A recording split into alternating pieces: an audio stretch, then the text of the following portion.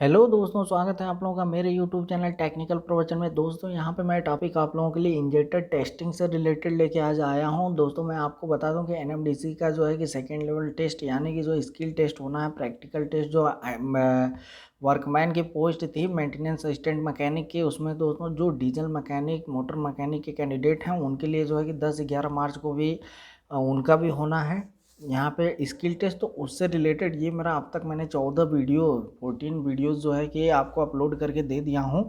ये फ्रेंड्स मेरे जो है कि 15वें वीडियो हैं। बाकी मैं इसके बाद भी 2 वीडियोज़ और बचे हुए हैं, जल्द से जल्द इसको कंप्लीट कर दिया जाए क्योंकि सिर्फ 3 से 4 दिन बचे हैं। तो जो भी कैंडिडेट तैयारी कर रहे होंगे उनके लिए काफ़ी मोस्ट हेल्पफुल और यूज़फुल वीडियोज़ हैं। इनमें से दोस्तों इससे बाहर कहीं से नहीं पूछा जाएगा। इन जो 15-16 टॉपिक मैंने आपको प्रोवाइड कराया है इनमें से ही जो है कि यहाँ पे आने हैं, इससे बाहर के बिल्कुल नहीं आएंगे दोनों के दोनों प्रोजेक्ट में।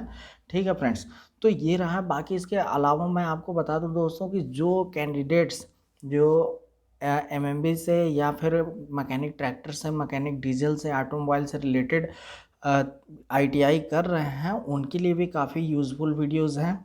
और ख़ासकर उनकी जब प्रैक्टिकल होने की बारी आती है तो उस समय तो ये मोस्ट इंपॉर्टेंट वीडियोज़ है। ठीक है फ्रेंड्स, तो यहाँ पे मैं चलते हैं, ज़्यादा समझ लो, सीधे चलेंगे अपने टॉपिक पे जो कि इंजेक्टर टेस्टिंग है। तो दोस्तों वीडियो को पूरी तरीके से स्टार्ट करने से पहले मेरे से आप लोगों से मेरी यही अपेक्षा है कि प्लीज़ आप लोग मेरे चैनल को सब्सक्राइब ज़रूर करिए फ्रेंड्स, और अपने दोस्तों के साथ शेयर करना बिल्कुल ना भूलें। ठीक है, तो फ्रेंड्स चलिए ज़्यादा समय सीधे हम लोग चलते हैं।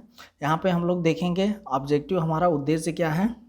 तो फ्रेंड्स यहाँ पे हमारा जो उद्देश्य है वो क्या है, रिमूविंग है, dismantling, cleaning, checking, assembling, testing, adjusting and refitting of injector. ठीक है फ्रेंड्स, तो यहाँ पे हम लोग इंजेक्टर को रिमूव करेंगे, उसको डिसमेंटल करेंगे, उसके बाद उसकी क्लीनिंग करेंगे, उसके बाद चेकिंग होगी, असेंबलिंग होगी, फिर टेस्टिंग होगी, एडजस्टिंग होगी और उसके बाद रीफिटिंग होगी। ठीक है फ्रेंड्स, तो यहाँ पे देखते हैं एसेंशियल इक्विपमेंट क्या है लगेंगे हमको, टूल्स एंड इक्विपमेंट। तो डी स्पैनर सीट लगेगा, रिंग स्पैनर सीट लगेगा, बेंच वाइस लगेगा दोस्तों, इंजेक्टर क्लीनिंग किट लगेगा, इंजेक्टर टेस्टिंग मशीन लगेगा। ठीक है, और यहाँ पे देखेंगे हम लोग रॉ मटेरियल में क्या है, तो पुराना कपड़ा लगेगा हमारा, कार्टन वेस्ट लगेगा और स्टील शीशा लगेगा, स्टील सिम्स लगेगा। ठीक है फ्रेंड्स, इंजेक्टर में सिम यूज़ होता है, यानी कि जो वाशर होते हैं बहुत पतले होते हैं उन्हें हम सिम कहते हैं, तो स्टील की वो सिम्स लगेंगी। और जो है कि यहाँ पे डीजल फ्यूल लगेगा। ये तो दोस्तों यहाँ पे आइए दिखाता हूँ आपको कि इंजेक्टर जब खुलता है तो कैसा दिखता है। तो देख सकते हैं ये इंजेक्टर की बॉडी दिखाई दे रही है, और इसको खोलेंगे तो यहाँ पे स्प्रिंग है, ओपनिंग, प्रेशर एडजस्टमेंट सिम है। यहाँ पे देख सकते हैं आप लोग सिम, ये सिम है, ये इंजेक्टर की बॉडी हो गई, ये स्प्रिंग हो गई, ये नोज़िल वाल्व या फिर नोज़िल वाल्व की रॉड हो गई या स्पिंडल जिसे बोलते हैं। बाकी डावल्स दिखाई देंगी आपको। देखिए दोस्तों, ये डावल्स हैं, ये जो उठी हुई हैं 2 बोल्ट टाइप की, ये डावल्स हैं, उस पे जाके फिट बैठता है, ऊपर ग्रुप कटा होता है, उसमें जाके सेटिंग हो जाती है इनके। और ये अडाप्टर प्लेट है दोस्तों। बाकी यहाँ पर नोजल लोकेशन कैप डावल है, नीचे वाली है ये जो होल बने हैं इसमें फिटमेंट होती है। बाकी ये नोजल है, देख सकते हैं, और ये नोजल की निडल वाल्व है। बाकी हम लोग देखेंगे, और नाजिल की कैप नट देख लेते हैं। यहाँ पे फ्रेंड्स ये नाजिल की कैप नट है। ठीक है, तो ये रहा। बाकी हम लोग जो है कि आगे देखेंगे कैसे होती है। देख सकते हैं यहाँ पे इंजेक्टर की नोजल की सफाई हो रही है ब्रश के द्वारा। और ये क्या है, स्पेशल स्क्रैपर जो होता है रोल टाइप का, उससे जो है कि इंटरनल रेसेस को क्लीन किया जा रहा है। बाकी हम लोग ये देखेंगे यहाँ पे scrap carbon for pressure chamber with special tool के द्वारा जो है कि प्रेशर चैम्बर का जो है कि कार्बन को हटाया जा रहा है, यहाँ पे देख सकते हैं। बाकी यहाँ पे देखेंगे cleaning holes with wire head and pin wise जो होती है पतली सी, उसके द्वारा जो है कि जो होल होती हैं पिंटल टाइप की, पिंटाक्स टाइप की, वो मल्टी होल होते हैं, उनको जो है कि क्लीन किया जा रहा है। बाकी फ्लशिंग ऑफ नाजल की यहाँ पे देख सकते हैं दोस्तों, टेस्टिंग मशीन के द्वारा फ्लशिंग किया जा रहा है। बाकी हम लोग विधि देखते हैं सबसे ज़रूरी जो है। तो प्रोसीजर में दोस्तों हम लोग देखेंगे पहला प्रोसीजर। फर्स्ट प्रोसीजर हमारा क्या है, इंजेक्टर से हाई प्रेशर पाइपलाइन को अलग किया तथा ओवरफ्लो पाइपलाइन को इंजेक्टर के ओवरफ्लो यूनियन से अलग किया। दूसरा हमारा है इंजेक्टर से स्टड से नट खोलकर इंजेक्टर को सिलेंडर हेड से अलग किया। तीसरा पॉइंट है दोस्तों, इंजेक्टर को बाहर से डीजल से अच्छी तरह साफ किया। चौथा पॉइंट है इंजेक्टर को डिसमेंटल किया तथा इंजेक्टर तथा डीजल से अच्छी तरह साफ़ किया। 5वां पॉइंट देखेंगे, नोज़ल को डीजल से साफ़ किया तथा नोज़ल क्लीनिंग किट से प्रॉपर मेथड से साफ़ किया। 6वां पॉइंट देखेंगे, नोज़ल की फ्रीडम चेक की, नोज़ल ठीक है, वह स्टिक नहीं है, स्टिक का मतलब जाम होता है, स्टक जिसे बोलते हैं।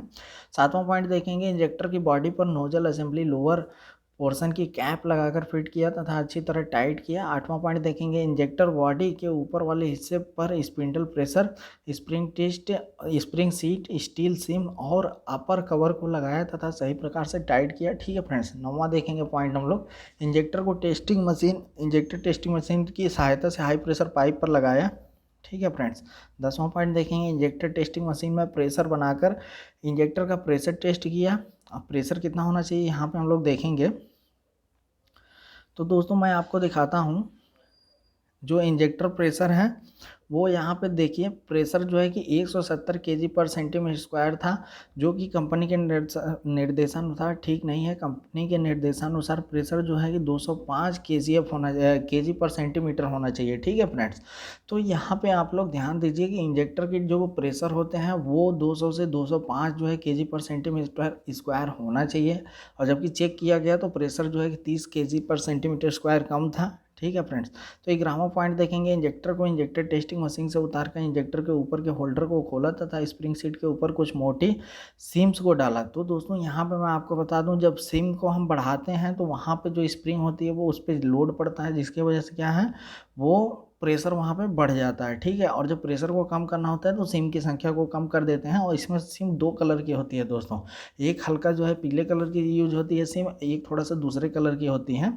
दोनों का अलग अलग डिफरेंस होता है, अलग अलग प्रेशर कम ज़्यादा होते हैं उससे, उस सिम की मोटाई के हिसाब से ये होता है। बाकी दोस्तों 12वां पॉइंट देखें, इंजेक्टर को दोबारा इंजेक्टर टेस्टिंग मशीन पर लगाकर सभी पांचों टेस्ट, जो स्प्रे टेस्ट होती है, ओपनिंग टेस्ट होती है, प्रेशर टेस्टिंग होती है, चैटरिंग साउंड होती है, ओवरफ्लो और ड्रिबलिंग को चेक किया।